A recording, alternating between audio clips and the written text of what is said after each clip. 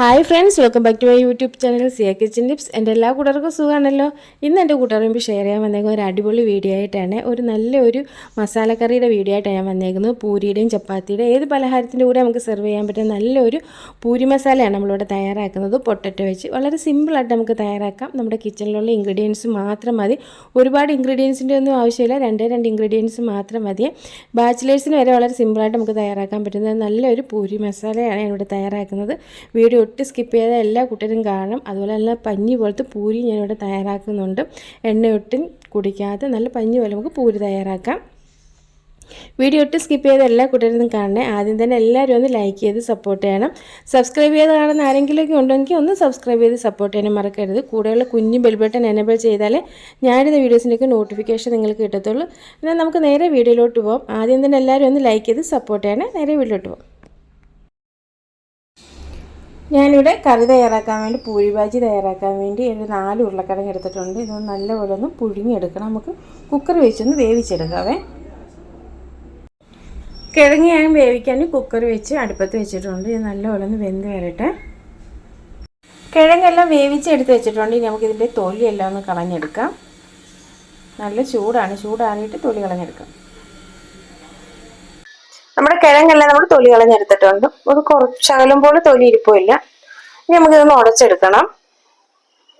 നല്ലപോലെ വെന്തായതുകൊണ്ട് പെട്ടെന്ന് ഉടഞ്ഞു വരും കേട്ടോ. പിന്നെ ചൂടുള്ളതുകൊണ്ട് കൈ ഒന്ന് സൂക്ഷിച്ചേക്കണമെന്നേ ഉള്ളൂ.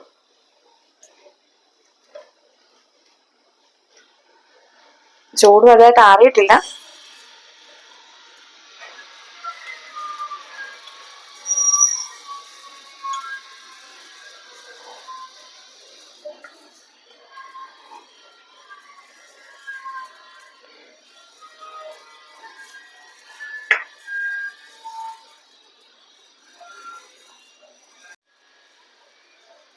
ഇവിടെ കിഴങ്ങെല്ലാം നല്ലപോലെ ഉടഞ്ഞു വന്നിട്ടുണ്ട് കേട്ടോ. കട്ടകളൊന്നും ഇല്ലാതെ നല്ലപോലെ ഉടഞ്ഞു വന്നിട്ടുണ്ട്.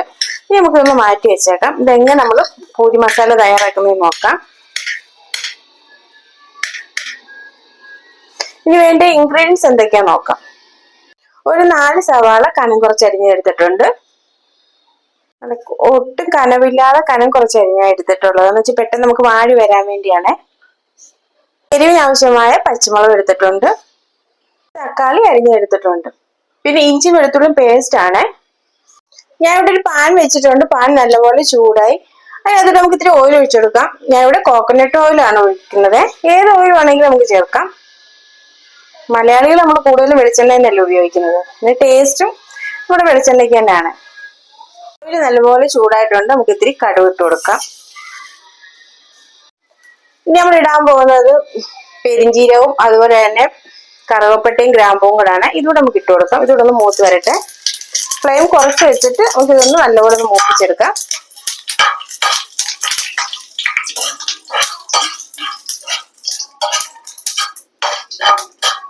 ഇതെല്ലാം നല്ലപോലെ മൂത്തിട്ടുണ്ട്. ഇനി നമ്മൾ അരിഞ്ഞു വെച്ചേക്കുന്ന സവാള ഇട്ട് കൊടുക്കാം.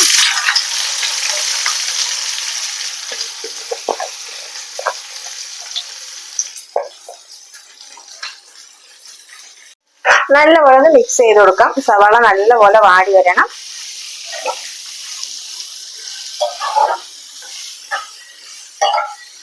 കനം കുറച്ചരിഞ്ഞാൽ പെട്ടെന്ന് വാടി വരും.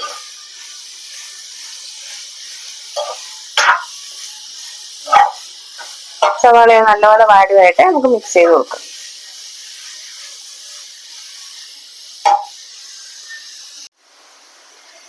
ഉള്ളിയെല്ലാം വാടി വരാൻ തുടങ്ങിയിട്ടുണ്ട്. എന്നാൽ നല്ലപോലെ വാടിയിട്ടില്ല. ഇനി നമ്മൾ എരിവിന് ആവശ്യമായ പച്ചമുളക് എടുത്ത് വെച്ചിട്ടില്ലേ, പച്ചമുളക് ഇട്ട് കൊടുക്കാം. ഓരോരുത്തർക്കും ഓരോ രീതിയിലുള്ള എരിവാണ്. അതിനനുസരിച്ചുള്ള പച്ചമുളക് ഇട്ട് കൊടുക്കാം.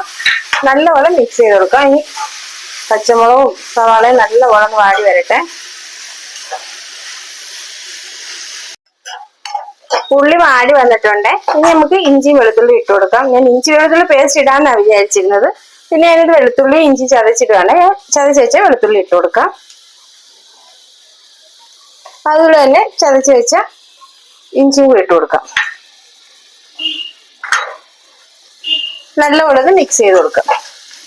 ഇതുകൂടെ ഒന്ന് വാടി വരട്ടെ.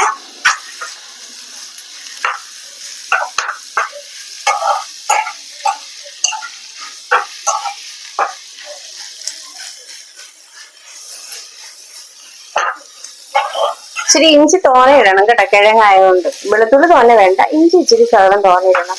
ഗ്യാസ് ട്രബിളിന്റെ പ്രശ്നം വല്ലതും വരികയാണെങ്കിൽ ഒന്ന് മാറാൻ വേണ്ടിയാണ് ഇച്ചിരി ഇഞ്ചി തോനെ ഇടുന്നത്. അതൊക്കെ ഓരോരുത്തർ ഇഷ്ടത്തിനനുസരിച്ച് ഇട്ടാൽ മതി. ഞാൻ എൻ്റെ ഒരു അഭിപ്രായം പറഞ്ഞതേ ഉള്ളൂ. ഞാനിപ്പോ ഈ കിഴങ്ങുള്ള കറിയിൽ എന്ത് വെച്ചാൽ ഇഞ്ചി ഇച്ചിരി തോനെ ഇടും.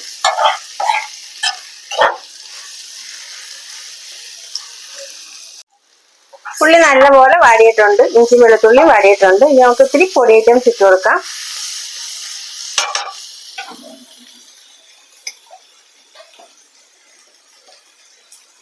ഒരു 1/4 സ്പൂൺ മഞ്ഞൾപ്പൊടി ഇട്ട് കൊടുക്കാം.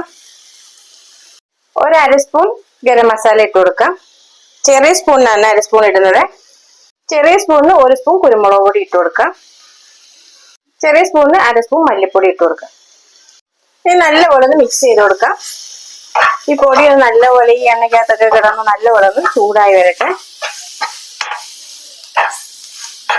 ഫ്ലെയിം കുറച്ച് വെച്ചിട്ട് നമുക്ക് ഇളക്കി കൊടുക്കാം. നല്ലപോലെ പൊടിയൊന്ന് ചൂടാവണം. ചൂടാകുമ്പോൾ നല്ലൊരു മണം വരും.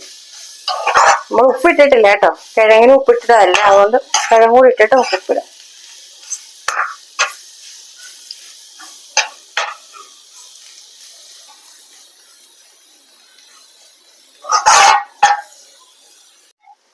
നല്ലപോലെ മിക്സായി, പൊടികളെല്ലാം നല്ലപോലെ മൂത്തിട്ടുണ്ട്. ഇനി നമ്മൾ നേരത്തെ പുഴുങ്ങി ഉടച്ച് വെച്ചേക്കണേ ഉരുളക്കിഴങ്ങ് ഇട്ട് കൊടുക്കും.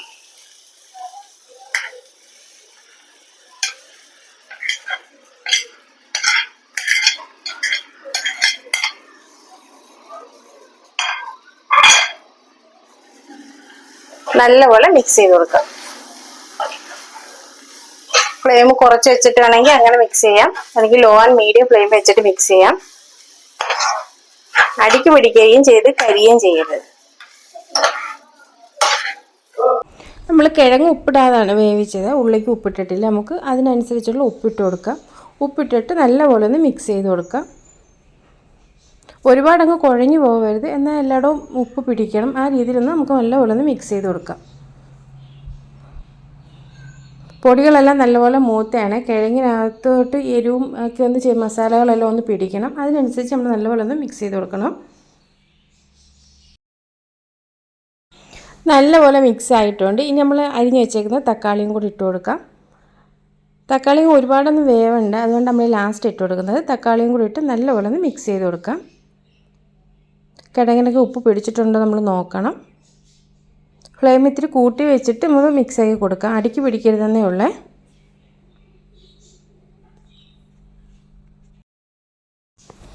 നല്ല മസാലയുടെ മണം വരുന്നുണ്ട്. നല്ലപോലെ മിക്സ് ആയിട്ടുണ്ട്. എരിവും ഉപ്പും എല്ലാം കറക്റ്റ് ആയിട്ടുണ്ട്. മേഡം പൂരി മസാല ഇവിടെ റെഡി ആയിട്ടുണ്ട് കേട്ടോ. മല്ലിയില ഉണ്ടെങ്കിൽ ഇത്തിരി മല്ലിയില ഇട്ട് കൊടുക്കുന്നത് നല്ലതാണ്.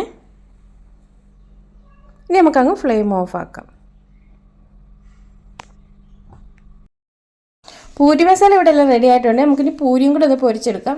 ചൂടായ എണ്ണയ്ക്കകത്തോട്ട് നമുക്ക് പൂരി ഇട്ടിട്ട്, പൂരി ഇട്ടാൽ പെട്ടെന്ന് അങ്ങ് പൊങ്ങി വരും കേട്ടോ. പൂരിയും കൂടെ പൊരിച്ചെടുക്കാം കേട്ടോ. നല്ല ടേസ്റ്റാണ്. എണ്ണ ഒട്ടും പിടിക്കാതെ നമുക്ക് പൂരി തയ്യാറാക്കാൻ പറ്റും. അതുപോലെ തന്നെ പൂരിക്കും ചപ്പാത്തിക്കും പറ്റിയ നല്ല അടിപൊളി കറിയാണ് നമ്മളിവിടെ തയ്യാറാക്കിയേക്കുന്നത്. വീഡിയോ ഇഷ്ടപ്പെടുന്നവരെല്ലാം ഒന്ന് ലൈക്ക് ചെയ്ത് സപ്പോർട്ട് ചെയ്യാൻ മറക്കല്ലേ. അഭിപ്രായങ്ങളും നിർദ്ദേശങ്ങളും എല്ലാം കമൻറ്റ് ബോക്സിൽ രേഖപ്പെടുത്താനും ആരും മറക്കരുത്. അങ്ങനെ നമ്മുടെ പൂരിയെല്ലാം ഇവിടെ നമ്മൾ ചുട്ടെടുത്തിട്ടുണ്ട്. പൂരിയെല്ലാം പൊരിച്ചിട്ട് പാത്രത്തിലാക്കിയിട്ടുണ്ട്. അങ്ങനെ നമ്മുടെ പൂരി മസാല ഇവിടെ റെഡി ആയിട്ടുണ്ട്. ചപ്പാത്തിക്കായാലും അപ്പത്തിനായാലും ഏത് പലഹാരത്തിനും ഇവിടെ സെർവ് ചെയ്യാൻ പറ്റിയ നല്ലൊരു മസാലക്കറിയാണ് കേട്ടോ. ഞാൻ നേരത്തെ പൊട്ടറ്റോടെ തന്നെ പൂരിക്ക് പറ്റിയൊരു കറിയാണ് ഇവിടെ തയ്യാറാക്കിയിട്ടുണ്ടായിരുന്നു. കണ്ടിട്ടില്ലാത്തവരെല്ലാം കണ്ടു നോക്കണം. ലിങ്ക് ഞാൻ താഴെ ഡിസ്ക്രിപ്ഷൻ ബോക്സിൽ ഇട്ടേക്കാം. അതുപോലെ എല്ലാവരും ഒന്ന് ട്രൈ ചെയ്ത് നോക്കണം. ട്രൈ ചെയ്ത് നോക്കിയിട്ട് നിങ്ങളുടെ അഭിപ്രായങ്ങളും നിർദ്ദേശങ്ങളും എല്ലാം ഫീഡ്ബാക്കിൽ അറിയിക്കാൻ മറക്കല്ലേ. അതുപോലെ യൂസ്ഫുള്ളായ വീഡിയോ ആണെന്ന് തോന്നുകയാണെങ്കിൽ ഫ്രണ്ട്സിനും റിലേറ്റീവ്സിനും ഒക്കെ ഒന്ന് ഷെയർ ചെയ്ത് സപ്പോർട്ട് ചെയ്യാനും മറക്കരുത്. സബ്സ്ക്രൈബ് ചെയ്യാതെ കാണുന്ന ആരെങ്കിലുമൊക്കെ ഉണ്ടെങ്കിൽ ഒന്ന് സബ്സ്ക്രൈബ് ചെയ്ത് സപ്പോർട്ട് ചെയ്യാനും മറക്കരുത്. കൂടെയുള്ള കുഞ്ഞ് ബെൽ ബട്ടൺ എനേബിൾ ചെയ്താലേ ഞാൻ ഇടുന്ന വീഡിയോസിൻ്റെയൊക്കെ നോട്ടിഫിക്കേഷൻ നിങ്ങൾക്ക് കിട്ടത്തുള്ളൂ. എല്ലാ കൂട്ടുകാരുടെ അഭിപ്രായങ്ങളും നിർദ്ദേശങ്ങളും കമൻറ്റ് ബോക്സിൽ രേഖപ്പെടുത്താൻ ആരും മറക്കരുത് കേട്ടോ. നല്ലത് ചീത്തയോ ഏത് അഭിപ്രായമായാലും നിങ്ങൾ കമൻറ്റ് ബോക്സിൽ രേഖപ്പെടുത്തണം. നിങ്ങളുടെ സപ്പോർട്ടും നിങ്ങളുടെ അഭിപ്രായങ്ങളും ഉണ്ടെങ്കിൽ എനിക്ക് മുന്നോട്ട് പോകാനുള്ളൊരു പ്രചോദനം ഉണ്ടാകത്തുള്ളൂ. നല്ലൊരു വീഡിയോ ആയിട്ട് നാളെ കാണാം. അതുവരെ താങ്ക് യു. വളരെ സിമ്പിളാണ് കേട്ടോ നമ്മുടെ പൂരി നമ്മുടെ ഈ മസാലക്കറിയും തയ്യാറാക്കുന്നതിന്.